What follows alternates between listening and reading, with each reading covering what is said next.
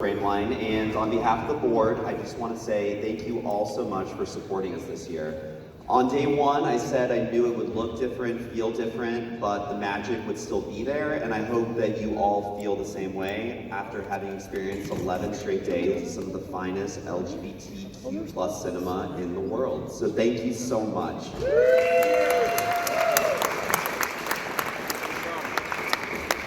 So I would like to bring Brian back up, and I think there's some cast members, some folks that were associated with the film, so I'm gonna let them introduce themselves. But let's have one more round of applause here for those four.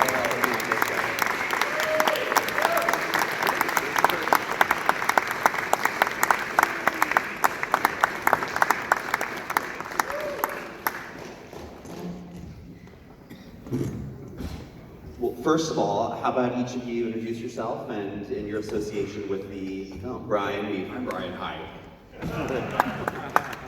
Hi, my name is Joe Conforti. I'm a producer on House is Not a Disco. I'm Pruitt. I was the editor. I'm Eric Schleicher. I was the cinematographer. Wow. I'm Chris Panazon, and I'm an executive producer.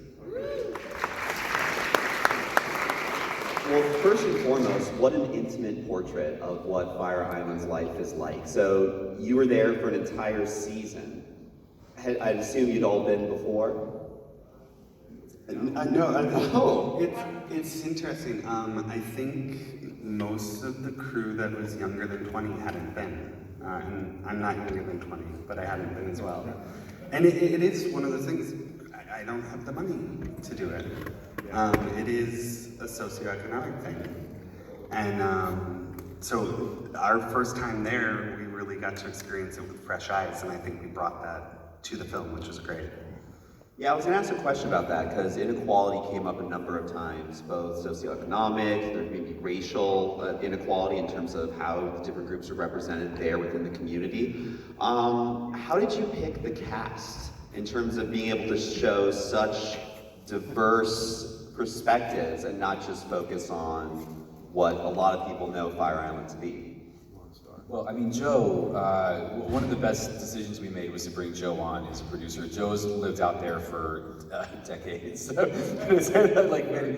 Yes, 33 summers. And Joe's one of these people that is sort of, if you need to get embedded in a community, you need to find the person who's sort of like the linchpin, someone who can like get you the keys to the city. And Joe is just one of these people that is so beloved out there.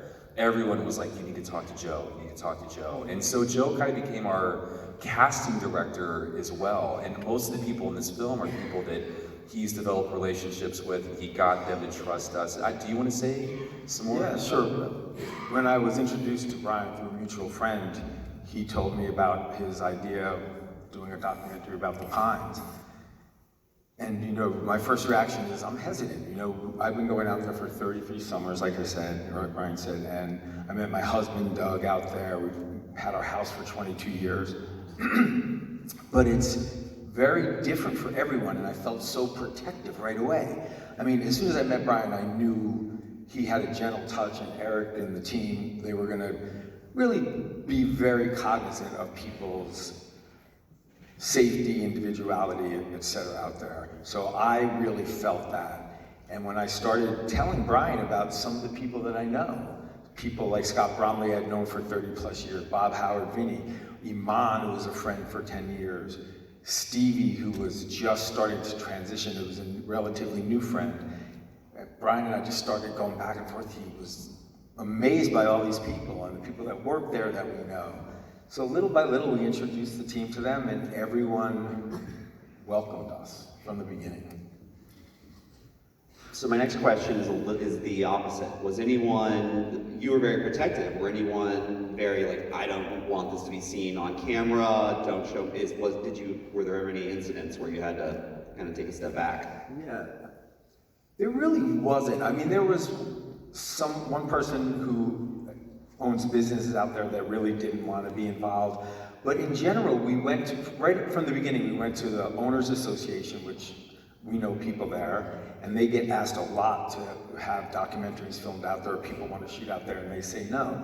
But I went to them, I introduced Brian and the guys to them, and you know, these guys just have a way of making everyone feel, like I said, safe and comfortable. So as they met people, yeah, there were very, very few people. I like that question. There were very few people who didn't want to be involved.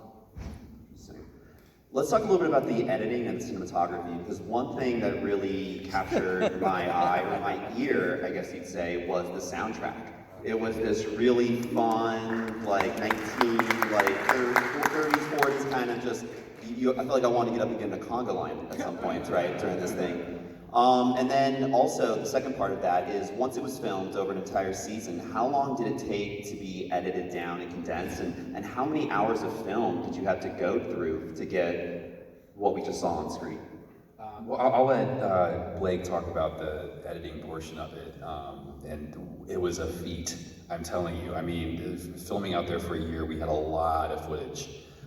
So that was, yeah, Blake can tell you more about that. The soundtrack to me was something that I was very obsessed with very early on, and I was so glad that I was working with Eric, who is such a genius cinematographer, because I'm really not a visual person. I learned doing this project. I hear the film, I think, more than I see it, which was kind of interesting to me. And the soundtrack, the texture of like Ima Sumac and the sort of exotic sound was something that really, really was important to me. And I'm one of these people that I'm obsessed with movie soundtracks. I'm obsessed with, you know, each story has its own sort of like sonic universe, right?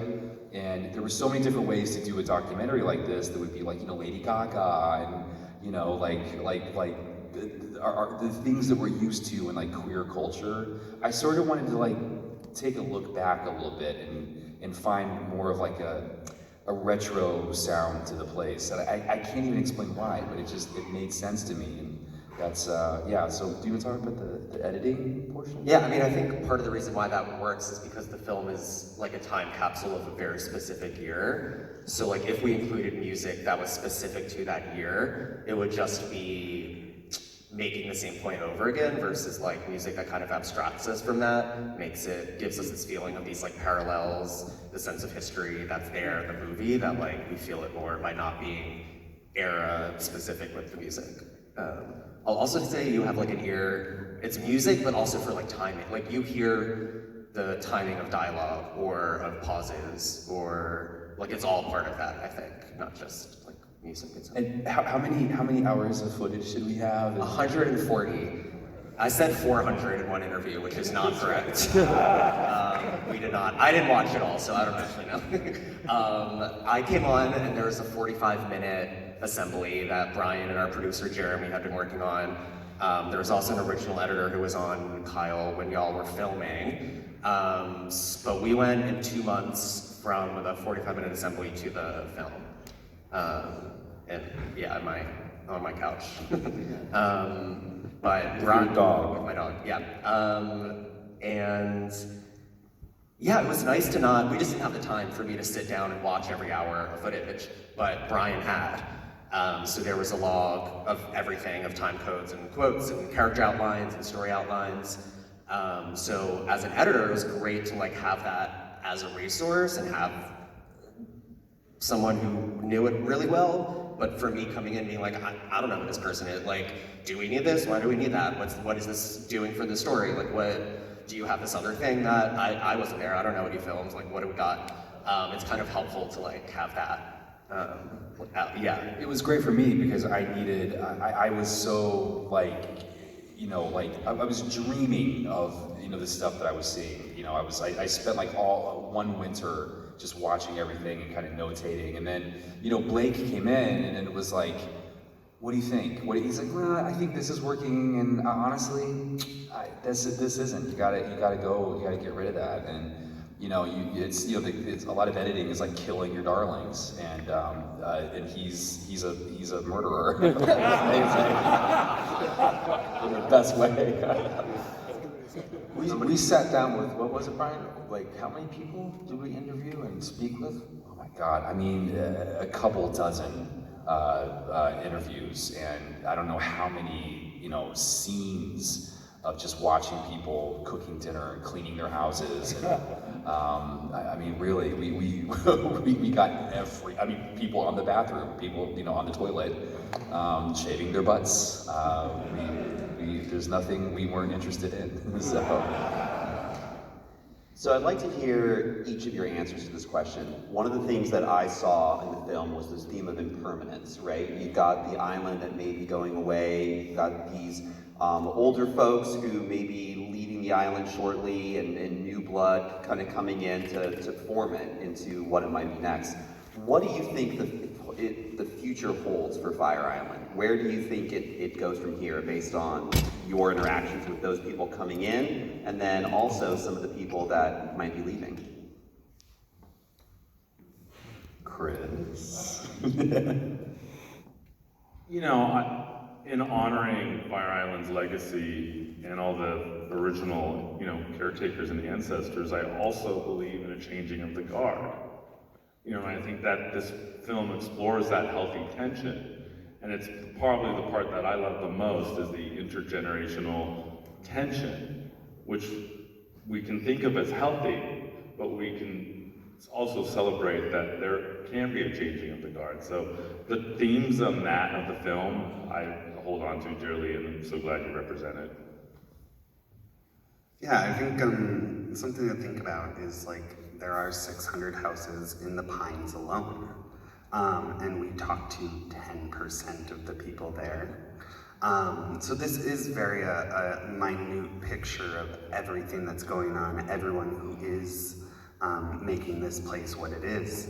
But I think the Naughty Pines boys specifically, they're in the film, they are the changing of the guards that we chose to show, and I love everything that they're doing. I see as long as nature doesn't take it away, I think it's in good hands. Yeah, I love the city of it. This could be the city of Atlantis quote. It's just such a gay way of talking about it. It could be a climate disaster. It could be city of Atlanta. Making offhand jokes about the entire island being destroyed is a very queer sensibility that I enjoy. But I don't know what the question was.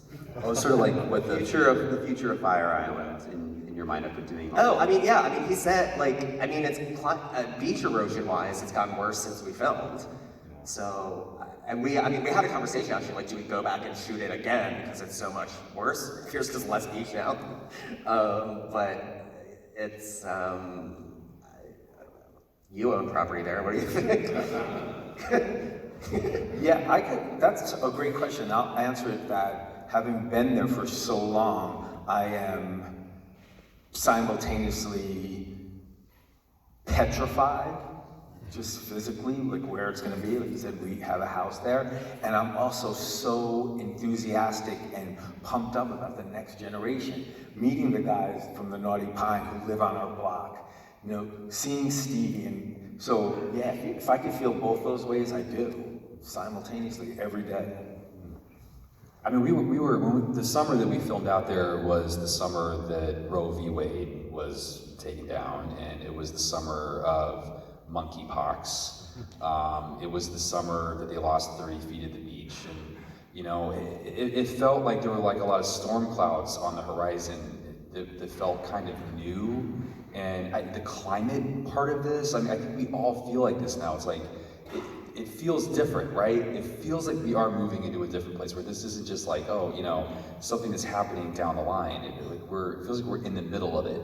And what's happening out there on the beaches, on all of these communities on the coast, they're really, really living it. So what gave me so much hope really was this younger, my generation of people out there that are so innovative and love the place, and they care about the history so much. The future of that island is in such great hands. And man, if they gotta fucking build that city up on sticks, and it's gonna be like Venice or something, they will do it. They will make it happen because people love that place so much.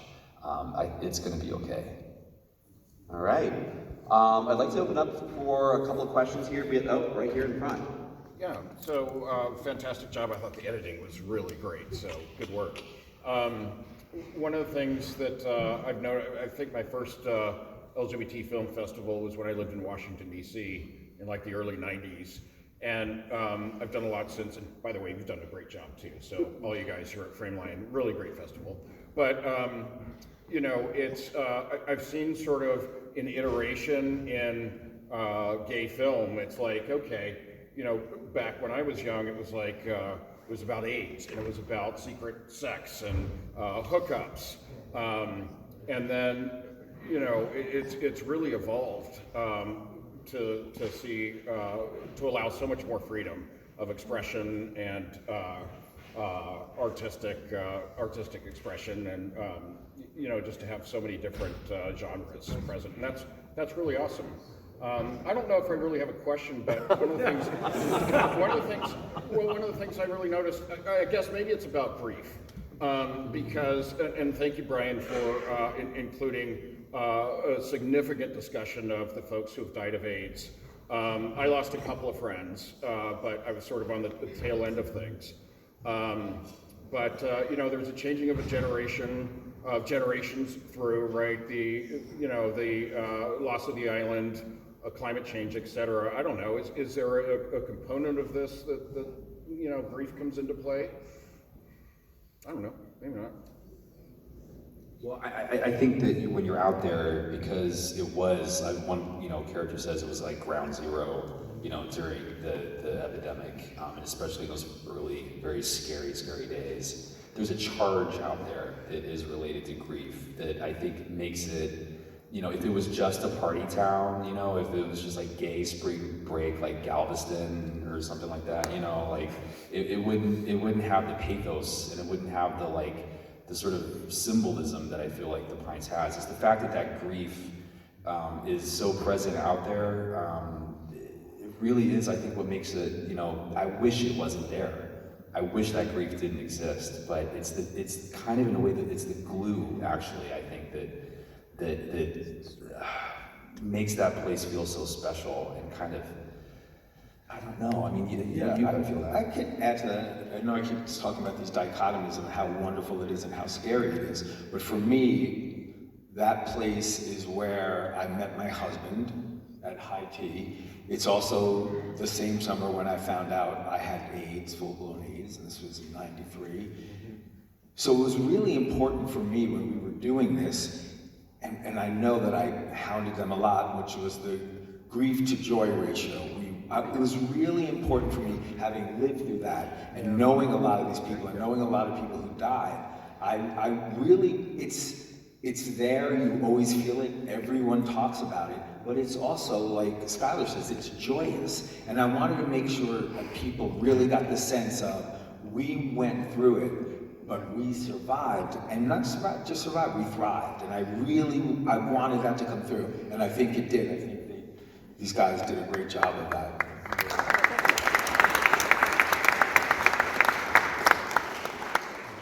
Time for one, oh, right here.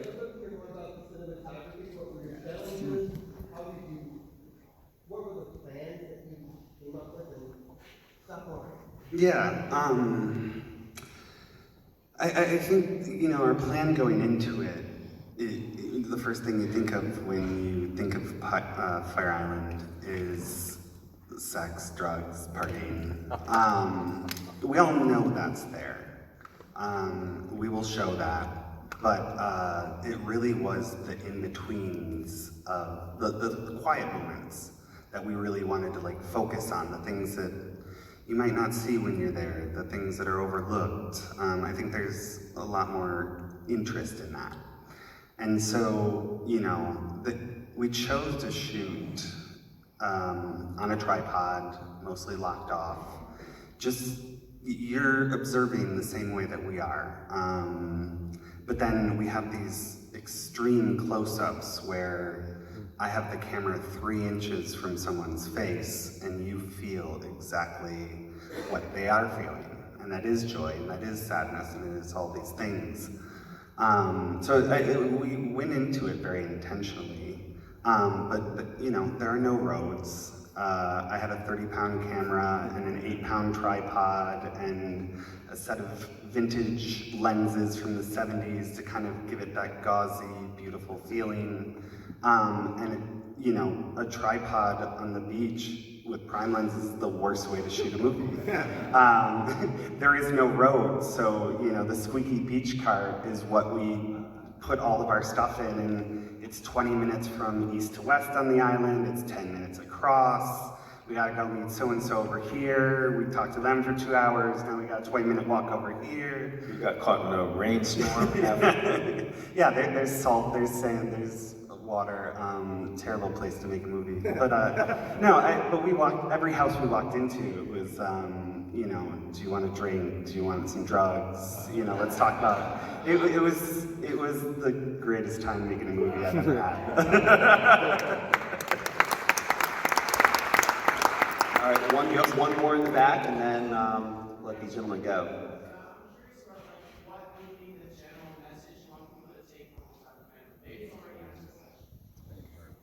What's the general message you would want to take from this movie? Yeah. Oh, that's such a good question. I don't know. I really don't know. It changes for me. I feel like every time I see it, and I know maybe there's a school of thought, you know, that you're supposed to know these things going in. I guess I kind of see it more like a poem in a way, and I really think that it's maybe. I'm interested in this film. I'm glad that it's here and I love it, but I think I'm really interested in this film 20 to 30 years from now. What are we going to be like then?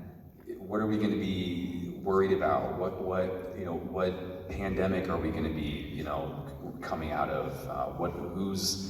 Will there have been a second Trump presidency, and how are we going to be different? You know what I mean? Like, this film is going to like live in context of that. I think we kind of think of it like a time capsule in a way. So I think maybe the answer to that question may not happen for a little while. If that makes any sense. Like you wrote us a love letter.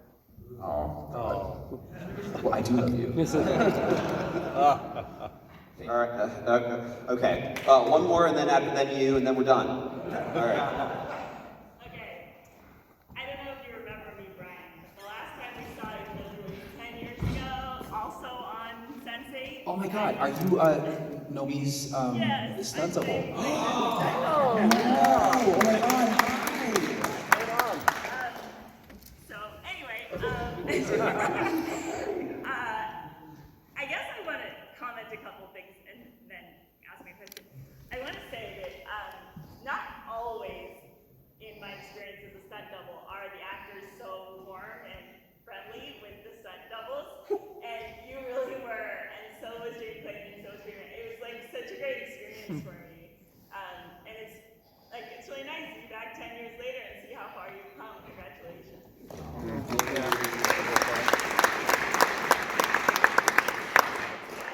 Because I'm also making a documentary film featuring queer characters right now. So coming to my question, I'm wondering, can you or Blake or whoever share?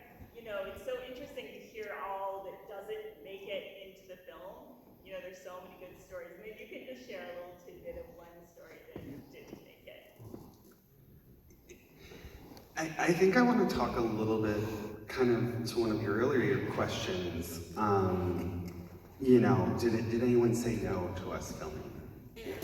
There's so many things that also happen on the island that we just didn't have permission to film. Or it would have been too hard to get permission to film.